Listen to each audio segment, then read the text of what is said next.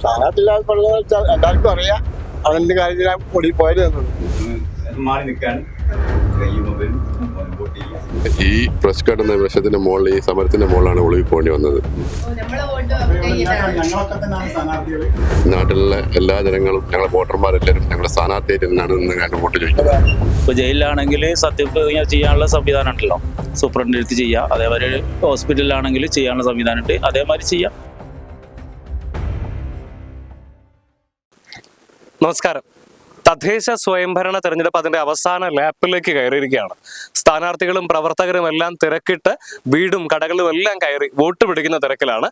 എന്നാൽ അതേസമയം താമരശ്ശേരി പഞ്ചായത്തിലെ 11ാം വാർഡിൽ സ്ഥാനാർത്ഥി സ്ഥലത്തില്ല. സ്ഥാനാർത്ഥി എവിടെയാണെന്നല്ലേ, സ്ഥാനാർത്ഥി ഒളിവിലാണ്. 11ാം വാർഡിലെ പതിനൊന്നാം വാർഡ് കരിങ്ങമണ്ണ UDF സ്ഥാനാർത്ഥിയായിട്ടുള്ള സൈനുൽ ആബിദ്ദീൻ എന്ന ബാബു കുടുക്കിലാണ് ഇത്തരത്തിൽ ഒളിവിൽ ഇരുന്നുകൊണ്ട് മത്സരിക്കുന്ന ഒരു സ്ഥാനാർത്ഥി. താമരശ്ശേരിയിലെ ഫ്രഷ് കട്ടുമായി ബന്ധപ്പെട്ടുള്ള സമരത്തിന് മുൻപിൽ നിന്നതുകൊണ്ട് തന്നെ അദ്ദേഹത്തിനെതിരായിക്കൊണ്ട് പോലീസ് ജാമ്യമില്ലാ വകുപ്പ് പ്രകാരം കേസെടുത്തിരിക്കുകയാണ്. അതോടുകൂടി അദ്ദേഹം ഒളിവിൽ കഴിയുന്ന ഒരു സാഹചര്യമാണുള്ളത്. ഈ ഒരു സാഹചര്യത്തിലും അദ്ദേഹത്തിന് വേണ്ടി വീടാന്തരം കയറി വോട്ട് ചോദിക്കുകയാണ് പ്രവർത്തകർ. ബാബു, തങ്ങളുടെ പ്രിയപ്പെട്ട ബാബുക്ക് എന്തൊക്കെയായാലും വിജയിക്കും എന്നുള്ളൊരു ശുഭപ്രതീക്ഷയിൽ തന്നെയാണ് താമരശ്ശേരിയിലെ 11ാം വാർഡ് കടുങ്ങമണ്ണയിലെ ഇദ്ദേഹത്തിന്റെ പ്രവർത്തകർ എല്ലാവരും തന്നെയുള്ളത്. നമുക്ക് അവരോട് ചോദിക്കും എങ്ങനെയുണ്ട് സ്ഥാനാർത്ഥി ഇല്ലാതെയുള്ള പ്രവർത്തനത്തിന്റെ ചൂട് എന്നുള്ളത്. ഇപ്പോൾ സ്ഥാനാർത്ഥി ഒളിവിലാണ്, പക്ഷെ നിങ്ങൾ വളരെ സജീവമായിട്ട് പ്രചരണ രംഗത്തുണ്ട് അല്ലെ? അപ്പൊ എങ്ങനെയാ സ്ഥാനാർത്ഥി ഇല്ലാതെയുള്ള ഒരു പ്രചരണം എങ്ങനെയാണ്? സ്ഥാനാർത്ഥി ഇല്ലാതെ എല്ലാവർക്കും അറിയാം അതെന്ത് കാര്യത്തിലാണ് പൊടി പോയത് എന്നുള്ളത്. ജനങ്ങൾക്ക് വേണ്ടിയിട്ടാണ് പൊടി പോയത്, അല്ലാതെ അവന്റെ വ്യക്തിപരമായിട്ടുള്ള ഒരു കാര്യത്തിലൊന്നും അല്ല പോയത്. അതേപോലെ ജനങ്ങൾ മനസ്സിലാക്കുന്നുണ്ട്. അതുകൊണ്ട് അവരെല്ലാവരും സപ്പോർട്ടാണ്. ജയിക്കുന്നുള്ള ശുഭപ്രതീക്ഷ. ഇപ്പം ഈ സാധാരണഗതിയിൽ നമ്മൾ ഈ വോട്ട് ചോദിച്ചുകൊണ്ട് ഇറങ്ങിയ സ്ഥാനാർത്ഥിയുടെ പിന്നാലെ കുറച്ച് ആളാണ്. അപ്പൊ ഇവിടെ ഇപ്പൊ നിങ്ങളുടെ ഒരു സ്ട്രാറ്റജി എങ്ങനെ, നിങ്ങൾ എങ്ങനെയാണ് വോട്ട് വെച്ചുകൊണ്ട് ആളുകളുടെ അടുത്തേക്ക് പോകുന്നത്? ഞങ്ങൾ കാര്യം എല്ലാവർക്കും അറിയാം, കൂടുതൽ പറയേണ്ട കാര്യമൊന്നുമില്ല. അല്ല, അപ്പം സ്ഥാനാർത്ഥിയുടെ ഒരു അഭാവം നിങ്ങൾ അതായത് എങ്ങനെ കൺവീനർ, ചെയർമാൻ ആരാ ഈ കാര്യങ്ങളൊക്കെ പറയുന്നത്? സ്ഥാനാർത്ഥിയാണല്ലോ പറയും എനിക്ക് വോട്ട് ചെയ്യണമെന്ന്. ഞങ്ങളെല്ലാവരും സ്ഥാനാർത്ഥികളായിട്ടാണ് ഈ വാർഡിൽ ഞങ്ങൾ വോട്ട് വയ്ക്കുന്നത്. നാട്ടിലുള്ള എല്ലാ ജനങ്ങളും ഞങ്ങളെ വോട്ടർമാരെല്ലാവരും ഞങ്ങളുടെ സ്ഥാനാർത്ഥിയായിട്ട് തന്നെയാണ് ഇന്ന് ഞാൻ വോട്ട് ചോദിക്കുന്നത്. ആണ്. അപ്പം ഈ പറഞ്ഞ പോലെ ഫ്രഷ് കട്ടുമായിട്ട് ബന്ധപ്പെട്ട് വലിയ ഒരു സമരത്തിലൂടെയാണ് ഇദ്ദേഹം എന്ത് ചെയ്യുന്നത്. ഇപ്പം ഇദ്ദേഹത്തിന് ഇങ്ങനെ ഒരു ഇദ്ദേഹം പറഞ്ഞ പോലെ സ്വന്തമായിട്ട് വ്യക്തിപരമായ ഒരു കാര്യത്തിന് വേണ്ടിയിട്ടല്ല. അപ്പൊ ആ ഒരു ജനങ്ങൾക്ക് വേണ്ടി ഇത്തരത്തിൽ ഇറങ്ങി പുറപ്പെട്ട് ഒളിവിലാണ്. അത് നിങ്ങളുടെ തെരഞ്ഞെടുപ്പ് ഫലത്തെ സ്വാധീനിക്കുന്നു വരുന്നത്? ഒരിക്കലില്ല.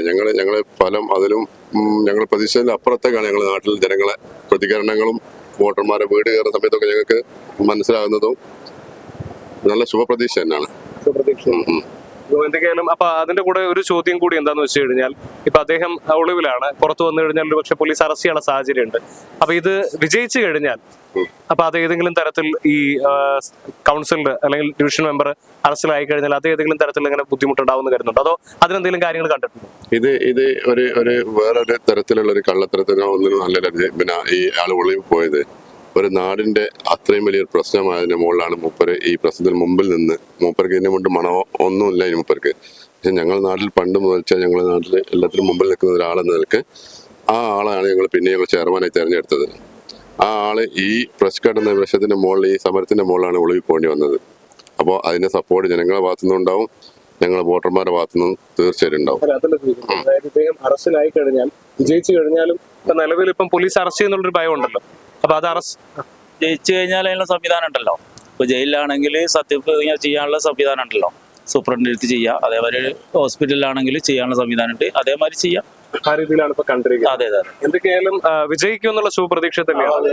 ജാമ്യം കിട്ടുന്ന പ്രതീക്ഷ ഉണ്ട്. പ്രതീക്ഷ ഇല്ലെങ്കിൽ പിന്നെ ആള് പിടുത്തം കൊടുത്തിട്ട് നമ്മളെ മുമ്പിൽ ഉണ്ടാവും. നമ്മൾ കൂടുതൽ എപ്പോഴും മുമ്പിൽ നിൽക്കുന്ന ഒരാളാണ്, ആൾ പേടിയുള്ള ആളൊന്നല്ല, മുമ്പിൽ ഉണ്ടാവും നമ്മളെ പ്രതീക്ഷ. എന്തെങ്കിലും വിജയം 100% ഉറപ്പുവല്ല. UDFന് സ്ഥിരമായിട്ട് കിട്ടുന്ന വാർഡാണ് താമരശ്ശേരി പഞ്ചായത്ത്. 40 കൊല്ലമായിട്ട് UDF ഭരിക്കുന്നതാണ്. ഇവിടെയും 40 കൊല്ലമായിട്ട് UDF ഭരിക്കുന്ന വാർഡാണ്. ഒരു 800 വോട്ടോളം ലീഗിന് സ്വന്തമുള്ള വാർഡാണ്. ജയിക്കുന്ന സീറ്റാണ്. താമരശ്ശേരി ഫ്രഷ് കട്ട് ഫാക്ടറിയിലേക്ക് നടന്ന സമരം അക്രമാസക്തമായതിനെ തുടർന്നാണ് ബാബു കുടുക്കിൽ അടക്കമുള്ളവരെ പ്രതി ചേർത്തുകൊണ്ട് പോലീസ് കേസെടുത്തത്.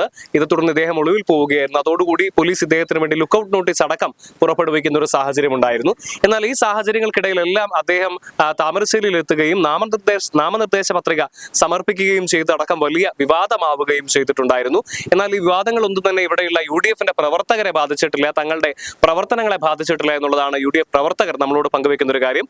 മാത്രവുമല്ല, വിജയിയാകുന്നതിന് മുമ്പ് തന്നെ അദ്ദേഹത്തിന് ജാമ്യം ലഭിക്കുമെന്നുള്ളൊരു പ്രതീക്ഷയിൽ കൂടിയാണ് ഇവിടുത്തെ പ്രവർത്തകർ. അവർ അതും നമ്മളുമായി പങ്കുവെക്കേണ്ട. ഇനി അഥവാ ജാമ്യം ലഭിച്ചില്ലെങ്കിൽ പോലും മറ്റു വഴികളുണ്ട് സത്യപ്രതിജ്ഞ ചെയ്യുന്നതിന് എന്നുള്ളതാണ് അവർ നമ്മുടെ മുൻപാകെ പറയുന്നത്. എന്ത് തന്നെയായാലും കാലങ്ങളായി UDF ഭരിക്കുന്ന ഒരു പഞ്ചായത്ത്, കാലങ്ങളായി മുസ്ലിം ലീഗ് വിജയിച്ചു വരുന്ന ഒരു വാർഡ്.